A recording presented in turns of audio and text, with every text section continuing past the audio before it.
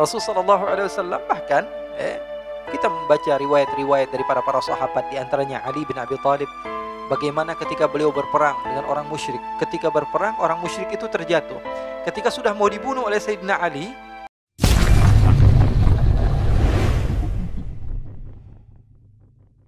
sahabat Rasulullah SAW ini mengatakan, wahai Rasulullah, sudah bingung mau mensifatkan kau ini seperti apa. Maka aku katakan kepadamu seakan-akan engkau ini menciptakan dirimu sendiri. Jadi dipilih yang paling bagus. Bayangin kita deh, kalau misalnya kita lagi ngedit foto kita, pasti matanya dibagus-bagusin, hidungnya dibagus-bagusin, ya, bibirnya dibagus-bagusin, semuanya, warna kulit dibagus-bagusin. Ini beliau mengatakan bahwa engkau ya Rasulullah seakan-akan menciptakan dirimu sendiri. Jadi memang begitu, sahabat-sahabat itu kalau sudah melihat Rasulullah, mereka akan pasti jatuh cinta kepada Rasul. Kenapa? Karena Rasulullah ada keindahan. Makanya kita belum mati-matian untuk Rasul. Kenapa? Jawabannya kita udah tahu, karena kita belum mengenal Rasulullah. Dan insya Allah setiap bulan habis maghrib begini sampai waktu isya, kita akan isi dengan pengenalan kepada Rasul SAW. Jadi kita rela berjuang, betul-betul berjuang, karena mutaba'ah, pengikutan kepada sunnah tanpa pengenalan kepada pembawa sunnah adalah kedustaan yang hakiki. Pengikutan kepada sosok yang membawa sunnah tanpa pengenalan kepada beliau, maka adalah kedustaan yang hakiki. Karena apa? Karena lompat tangganya terlalu ketinggian, bisa-bisa tergelincir. Lagi asik-asik ya ikut, lagi nggak asik nggak ikut. Tapi kalau bawaan cinta dari pengenalan, jadi saya katakan bahwa tangga pertama ini adalah pengenalan.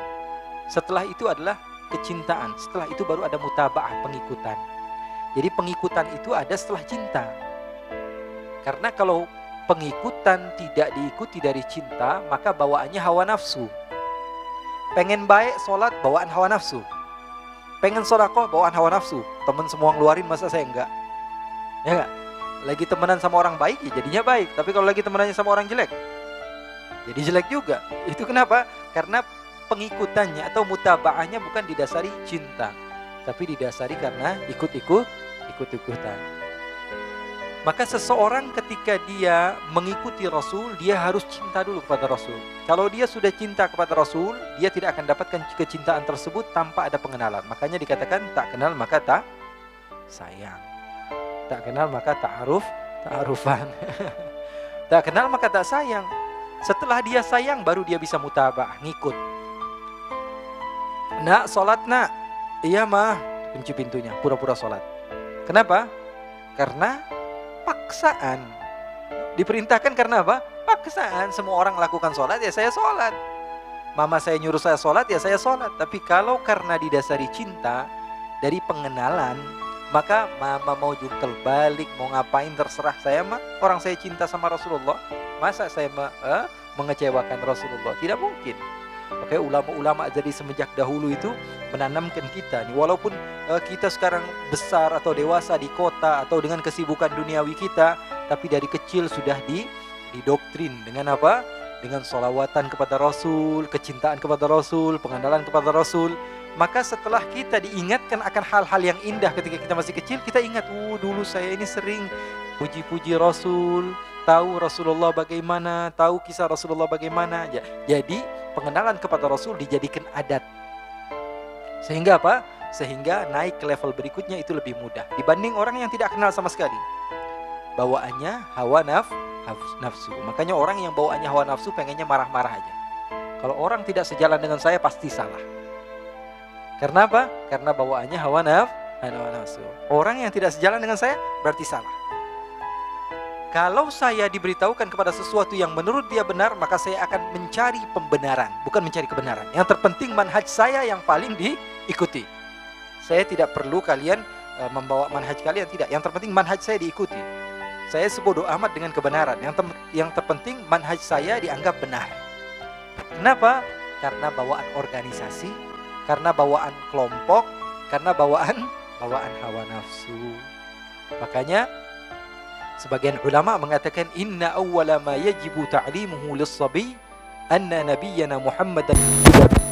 Di antaranya dalam kitab I'anatut Talibin karya Syekh Bakri Syata, beliau mengatakan sesuatu yang paling wajib diketahui oleh seorang anak kecil yang pertama apa? Ada khilaf ulama, ada yang mengatakan salat, ada yang mereka mengatakan apa? Pengenalan kepada Rasulullah.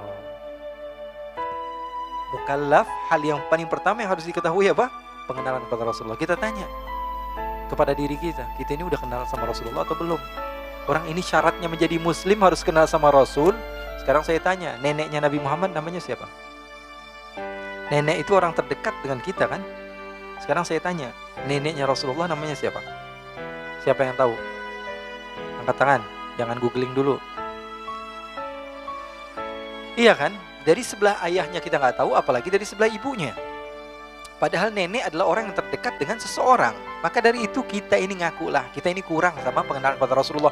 Kemudian kita pengen berbangga-bangga nanti di hari kiamat dekat sama Rasul. Kenal juga enggak, mau deket, nanti nggak tahu dong yang mana Rasulullah. Sallu ala Nabi Muhammad. Setidaknya ini usaha kita, insya Allah setiap bulan. Saya tidak membatasi harus ini saja, tidak. Kita pulang ke rumah kita baca sejarah Nabi dari hadis-hadis yang kuat derajatnya, atau dari kitab-kitab yang memang mu'tabar. Jangan sembarangan baca kitab-kitab sejarah Nabi, nanti semuanya kita ambil. Ada cerita Rasulullah begini, Rasulullah begitu. Itu terkadang sebagian tidak benar, menceritakan bahwa Rasulullah melihat istrinya Zaid bin Harithah, kemudian Rasulullah suka, kemudian disuruh cerai istrinya, lalu Rasulullah yang menikahinya. Ini kan nggak masuk akal. Jadi ada sebagian saya baca buku cerita Rasulullah bagaimana pernikahan Rasul dengan Zainab binti Jahsh. Jadi Rasulullah menikah dengan seorang istri namanya Zainab binti Jahsh. Oh, katanya ceritanya Rasulullah ingin main ke rumah anak angkatnya namanya Zaid bin Harithah. Kemudian ketika dibuka tirai rumahnya ternyata adanya Zainab. Lalu Rasulullah suka, panggil Zaid bin Harithah, wahai Zaid, ceraikan istri kamu. Lalu Rasulullah yang menikahinya. Sebagaimana firman Allah, falamma qada Zaidun minha watara zawwajnakaha. Ada Al-Qur'annya, dia bilang, wah ini adalah cerita yang salah. Satu, saya jawab, kenapa salah? Zainab binti Jahsh itu adik sepupunya Rasulullah. Masa Rasulullah baru melihat pada waktu itu terus suka? Rasulullah suka pada waktu itu, kok bisa? Padahal ini adalah siapa? Sepupu Rasulullah. Zainab binti Jahsh ini punya ibu namanya Umaymah. Umaymah itu adiknya Abdullah. Jadi sepupunya Rasul. Itu yang pertama. Rasulullah pasti udah tahu mukanya dari awal. Kemudian kedua, Rasulullah yang menikahkan Zainab dengan Zaid. Rasulullah yang menikahkan ini Zaid bin Harithah dengan Sayyidah Zainab. Jadi gak masuk akal sekali. Jadi hati-hati juga membaca kitab sejarah Rasul Sallallahu Alaihi Wasallam, karena orang-orang yang di luar Islam ini mereka tahu bahwa sesungguhnya cara yang paling ampuh untuk menjadikan muslim jatuh adalah memisahkan antara mereka dengan kekasih mereka Rasulullah. Saya kira begitu. Cara yang paling ampuh, kalau sudah tidak respon sama Rasulullah, tentu sunnahnya tidak akan dilakukan. Kalau sudah dimasuk, oh Rasulullah itu nikahnya banyak, dia bilang, oh Rasulullah itu orangnya begini, oh Rasulullah itu perang-perang terus, oh Rasulullah dimain-mainkan sejarah. Padahal sejarah mencatat dari 10 tahun Rasulullah SAW berada di kota Madinah, dan ada sekitar 80-90 peperangan yang Rasulullah ikuti dan Rasulullah tidak ikuti. Jadi yang Rasulullah ikuti namanya ghazwah, yang Rasulullah tidak ikuti namanya sariyah. Ghazwahnya Rasulullah ada 27 peperangan. Sariyahnya Rasulullah ada sekitar 75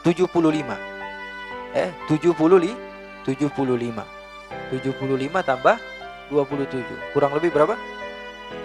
100 kurang lebih ya, sekitar ya hitung-hitungan begitulah, hampir 100 atau sekitar 100.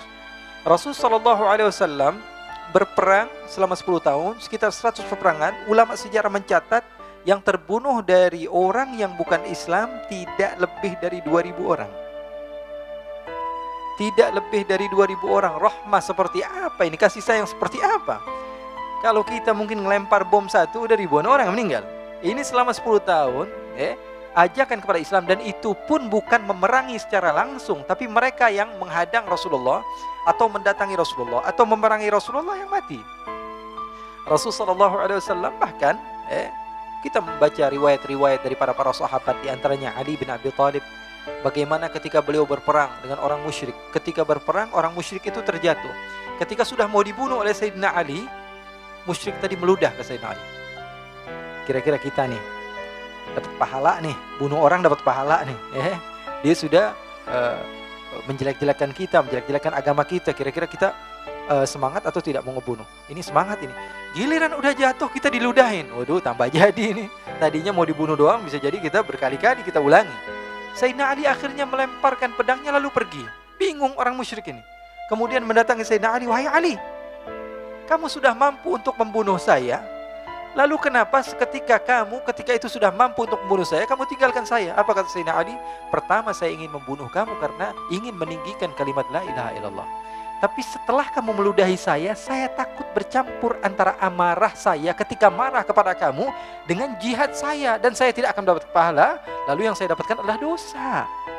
Itu arti jihad.